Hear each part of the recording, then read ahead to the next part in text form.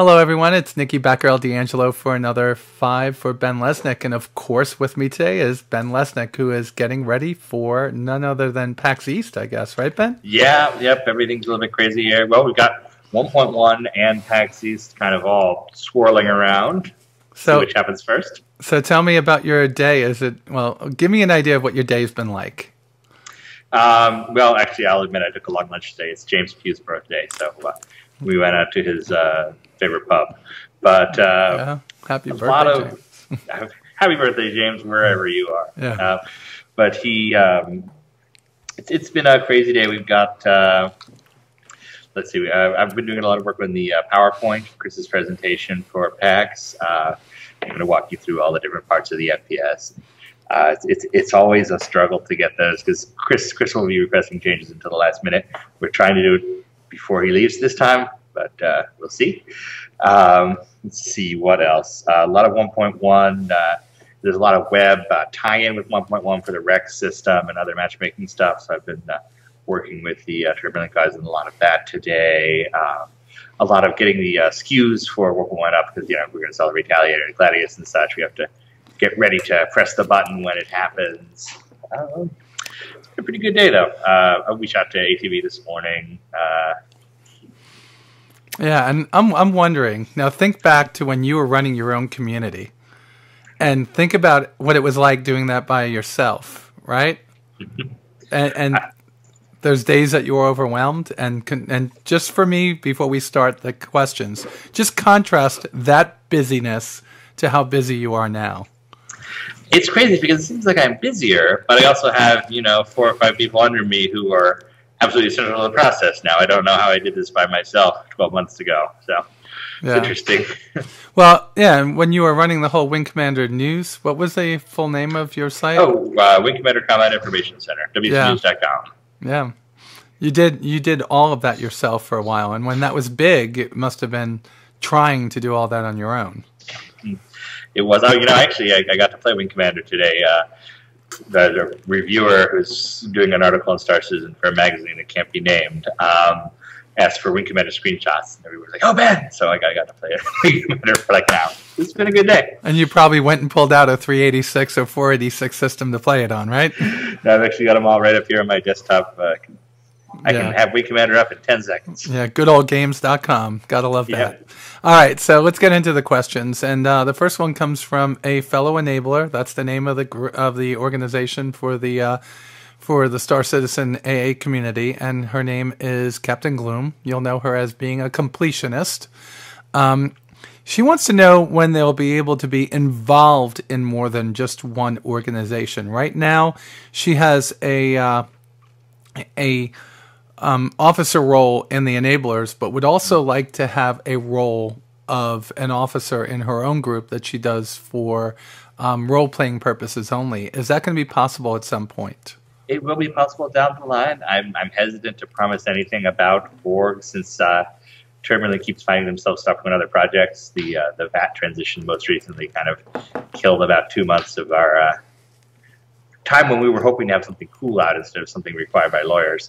But yes, that is a longer term goal is that you'll have multiple organizations. I mean, you can join multiple organizations now, but you have roles in multiple organizations a little bit down the line. We initially did not allow you to because we kind of wanted to form kind of these core organizations first, but we're going to give you more and more freedom as we go forward.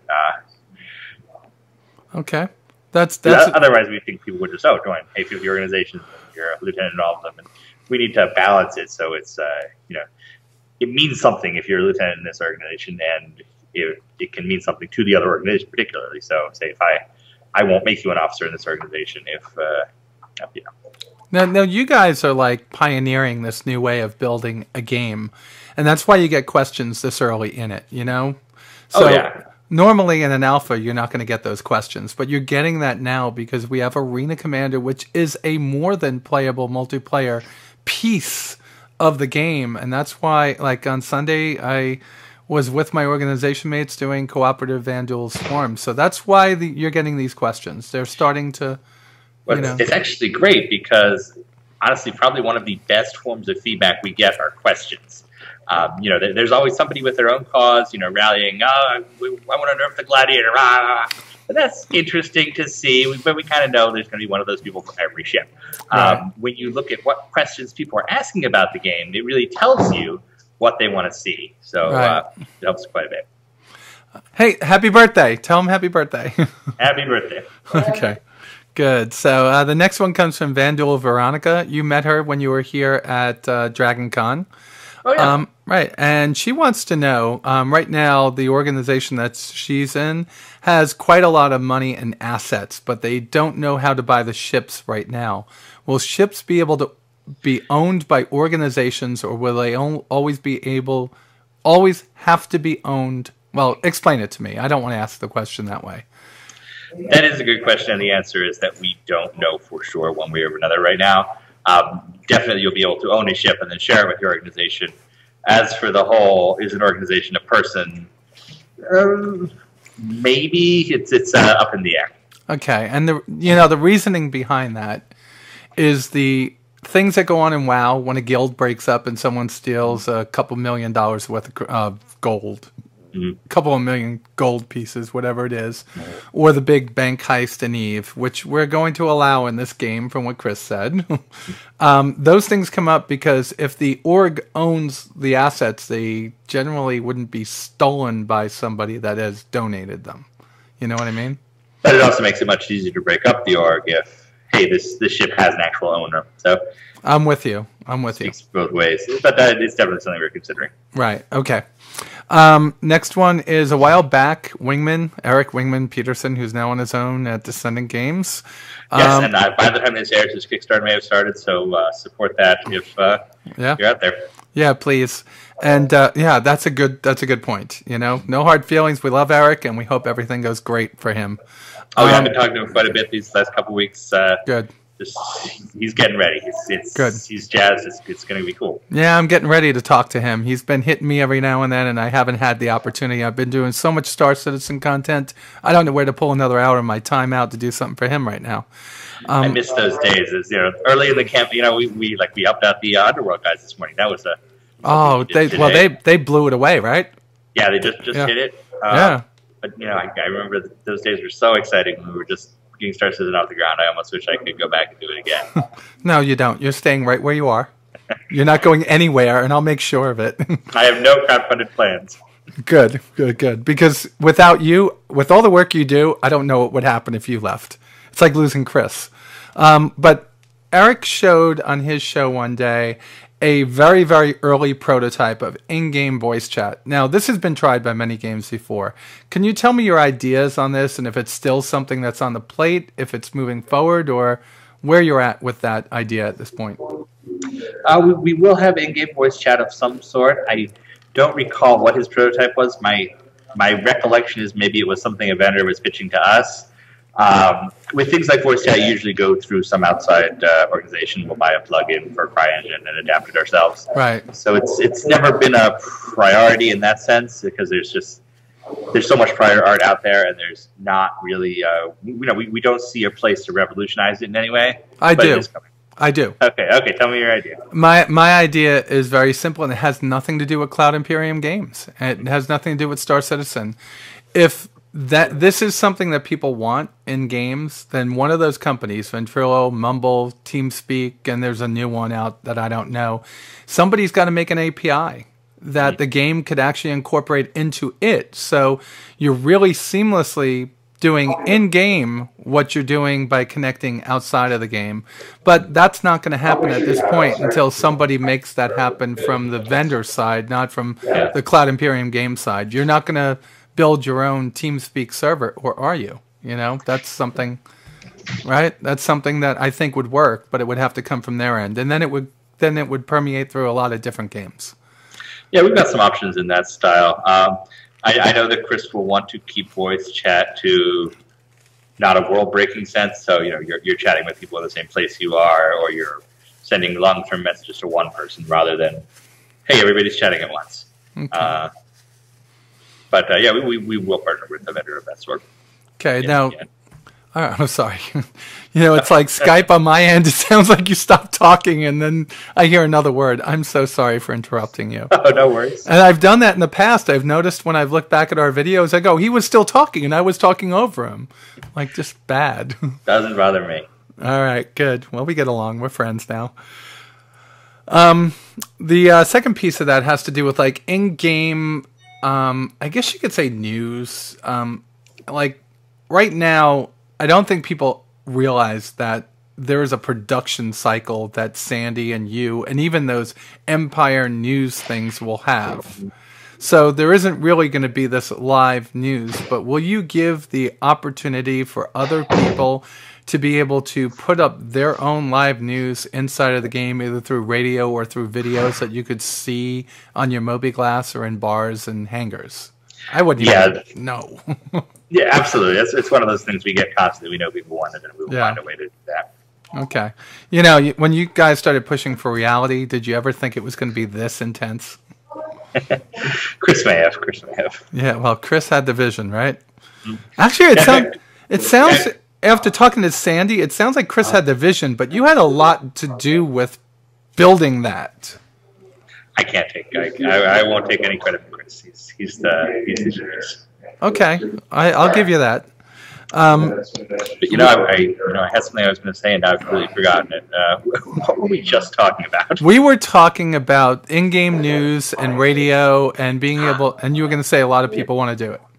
A lot of people want to do it. One of the problems with in-game, this is actually one of the things where Star Citizen has a chance to shine, because we have this incredible crowd of these people who want to make that content.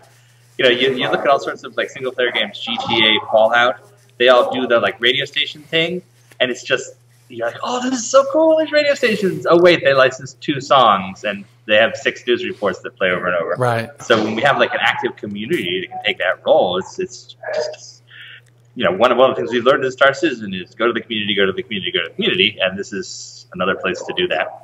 Yeah, and the biggest problem with doing it with the community through the game is the game becomes responsible for people's indiscretions and copyright infringement. Mm-hmm. Right? I mean, Toast would be all over that, right? Yes, you would. Yes. And if people don't know who Toast is, I think he's sitting to Ben's left or right? Right. He's out that way, off to my right in the other little office. Yeah, in the office. He was the gentleman sitting behind Sandy when I interviewed her. Ben Davini is a very important, well, they're all important to me, but he's been one of my longest supporters. And he wants to know about Operation Pitchfork, and he has some interest in statistics, okay? This is a mathematician, all right? In the game, we're going to be making history, obviously. And is there going to be a place that we can go to see, or code in the game that captures how many people, deaths, kills, dollars, credits, hull types, man hours, insurance claims, orgs, cargo moved, loan wills, boardings capped. You know what I'm saying? Is there going to be a way for you to capture all that? Oh, absolutely. I mean, we had that even back in the original Privateer. You could, so only the CD version of Privateer, they added this in, but you bring up your Mobi-Glass. It was called a Quine back then. You bring up your Mobi-Glass, and I'm sure it'll be a spot for that information, as much as makes sense. If it's a statistic that it wouldn't make sense for your character to have, like maybe literal hours standing around or something. I don't know if you would. That doesn't make sense in the world, but kills, profits, missions flown, and so on would all be there. Okay, well, that's awesome. Okay, because I remember playing Silent Hunter, which was I think was a one of my favorite game designers besides Chris, Sid Meier. Microprose. And I think that was actually from Wild Bill Steely, but we'll just let that go. You would go through the campaign, you'd be able to see all the types of ships, the tonnage, that type of stuff. And I remember playing that game over and over again just to try to get my stats to be as high as I could. Now, I have as much trouble pronouncing names as Eric, you, and Sandy do. So... And that's why I didn't do it before this one, but we'll just say Film 325. And he has a question about, it's terraforming. And instead of asking his question, right, the game has gotten bigger than the initial announcement when Chris stood up there. I think it was at the Games Conference. What was it down in Austin when he pushed it? It was called GDC Online, which was like an outlier GDC that nobody went to. So it's gotten a lot bigger. So now we're going to have, at some point, a growing galaxy that we're going to be able to explore and go to. So what are the ideas being passed around now about the different stages of terraforming and how that's going to happen? This is far off in the future, so I don't know if this is even a design doc yet. No, this is definitely a doc. It's not one I'm intimately familiar with, but the idea is that once a system, because first of all, information is power, so once the system, enters the bloodstream of the universe, the UEE has this on their maps, then there will be, it'll start generating missions. And one of, the first of these missions will be, okay, we need to go scout this planet, we need to go out with our science ships, our mining scanners, and so on, figure out what's in this system. That's, that's hundreds and hundreds of missions that it can generate. And you have the same thing for terraforming the system. You have to move all these resources in place. You have to protect these platforms as they're constructed. You have to, so on and so on. Oh, so, I like this. So it's the idea is you're expanding the game. You're building these systems naturally rather. One of the things I hate about so many MMOs is like, oh, by the way, we just found the other continent. It was full of panda people. Hey, don't make fun of WoW. We didn't mention them for the past 10 years, but they were right over there. They were in the mist. They were hidden by the mist. Yeah. Right? Remember the mist? Why do we fight? Yeah, I got you.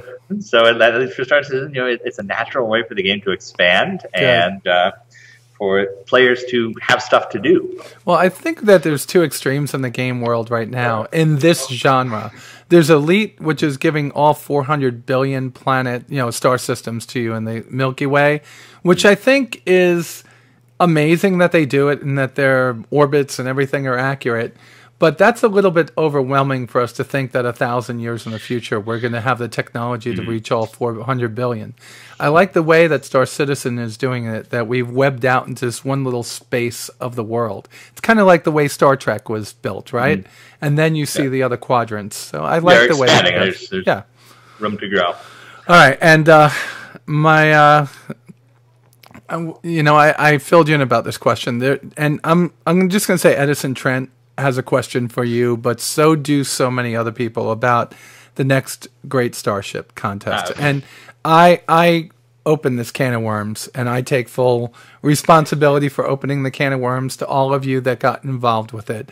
And I started a thread that wanted to know, which one would you want them to build? And overwhelmingly, everybody wants the scimitar. Scimitar. Yeah, but everybody wants their own ship. Now, there is actually closure on this, and I tried to get it out to people. I put the statement out there, so it's your opportunity to tell people where we're at with that at this point. It's closure to a degree, but it's not here's your ship. So we want to do it. We know which ships you want the most. The thread was very, very valuable to us in particular. I think Scimitar was the most demanded. So we have it on our, in our block of ships we can do. It's just a matter of getting to a point where we have the resources. So, right now we have, there's an artist on the Starliner, there's an artist on the Reliant, artist on the Hull series, artist on Vanguard. Vanguard's almost finished. Yeah. Artist on, there's another one. It's the Science / Hospital ship. I can't remember the name of it. Endeavor / class. So as they finish these projects, we give them another ship to work on, and somewhere along the line, we will hopefully have space to put in the Scimitar and some of the others that are popular. Boomstein is a big one, also, I think. Well, it's not sometime along the way, right? Because the game gets made at some point, and the ships that have priority right now are the ones that have to be out for Squadron 42, correct? To a degree, we're moving kind of beyond our Squadron 42 ships now. So stuff like the wave, basically the Wave 4 ships, aren't needed for the first part of Squadron, but there's something in the community we want to have by the time Star Citizen launches. Eventually, yes, we want 2 mining ships, 3 mining ships, 4 mining ships, 5 mining ships. Same with the gunships. We want all sorts of different options. Just a matter of getting the resources in place. Correct. Yeah. And honestly, it's getting to a point where it's not so much that we can't afford to hire these people. It's that these people don't exist. We have the one guy who is really, really good at this, and his time is scheduled from here to 2099. I look at it from my point of view, and I try to make it work in my head with this statement. The game's not out yet, so right now, everyone there, and I've been there, people, I've seen it, is working their hardest and working their fastest to get the game out.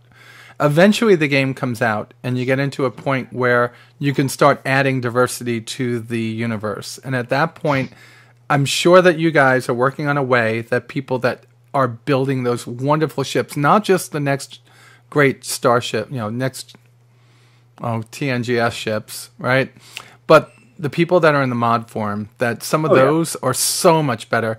You're going to have a way for them to interact with your team, get their ship to a place where it could be sold either in the pledge store or in-game, right? I mean, that's... Absolutely. I mean, that was one of our... I always feel like our early promises are just given, but I guess they bear repeating. Right. So, we want to have the way to get your ships into the backer ships into the game, and if the ship is great and popular and works in our universe, we want to have a way to canonize it, and that's all still happening. Good. And that was the big one, and that was the last one, so we're going to end on that one. Ben, okay. And Ben, this is where we say goodbye to everybody, so I'm going to let you say goodbye to everyone first, and then I'll close out the show. All right, goodbye everybody. Thanks for tuning in. Send your Star Citizen questions to Batgirl here, and we will do our best to answer or avoid them. And yes, we do avoid some because we don't want to know what we ate for dinner, right? But let me say, if this is a video, what's the name of the cat that's just walked in back of you? That is, we call her Useless, but that is Sophia. So that just threw me off. I just want to thank everybody for tuning in each week. And remember, there is a thread in the fan sites part of the forum, which does exist, and there's wonderful fan sites that you should all be visiting each week. So go out there, and I do post them occasionally in general chat just to remind people that. With that said, you all be safe out there, and I'll talk to you soon.